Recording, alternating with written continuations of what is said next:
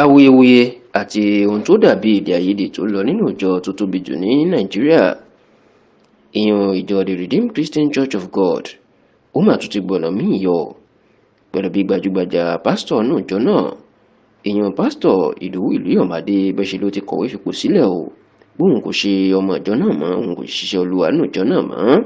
àti pé ó ti ń fi ìjọ Ridiimu sílẹ̀ pátápátá lẹ́yìn ọ̀pọ̀lọpọ̀ ọdún tó ń ti wà níbẹ̀. Ẹ rántí wípé nínú ọ̀sẹ̀ tó kọjá ní ìròyìn jáde wípé ìjọ Ridiimu tí pásítọ̀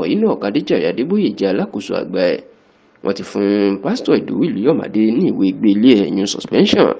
fún oṣù 3 tí wọ́n sì tún gbé kúrò nínú ìjọ Ridiimu tó ń ṣàkóso ìyẹn ìjọ Ridiimu tọ́pọ̀ yẹn gbà pọ̀ ló tóbi jù nínú gbogbo ẹ̀ka ìjọ Ridiimu tó wà ní gbogbo àgbáyé,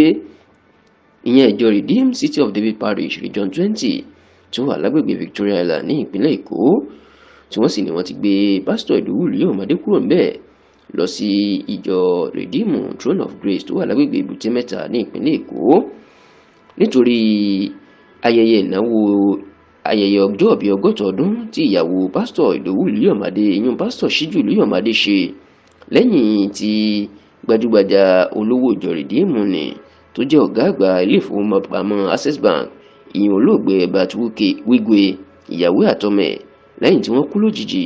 tí pásítọ̀ Ìdòwú Ìlúyọ̀mádé òun àti ìyàwó ẹ̀ tó ṣayẹyẹ 60 ọdún ọjọ́ ìbí ìyàwó ẹ̀ lọ́nà àrà, èyí tó fariwo kódà tó pé olórin tàkasúfèé wá síbi ayẹyẹ ọjọ́ ìbí náà lásìkò táwọn èèyàn ń ṣọ̀fọ̀ Wigwe lọ́wọ́. Òun ganan ló máa bí pásítọ̀ Adébóyè àti àwọn àgbàjọ Ridiimu náà tí wọ́n fi ní àsìkò tó láti gbé pásítọ̀ Ìdòwú Ìlúyọ̀mádé kúrò nínú ìjọ Redeemed City of David Parish Region 20 nítorí tí wọ́n náà ti mú ẹjọ́ wọn wá pẹ́lẹ̀ pé ìgbé ayé afẹ́fẹ́ yẹ̀yẹ̀ ní tọkọtìyàwó wọn ń gbé tẹ́lẹ̀. Ṣá ìròyìn tó jáde báyìí ni pé pásítọ̀ Ìdòwú Ìlúyọ̀mádé tó tún jẹ́ amúgbálẹ́gbẹ̀ẹ́ pàtàkì fún pásítọ̀ Adébóyè lórí ọ̀rọ̀ ìrànlọ́wọ́ ìyẹn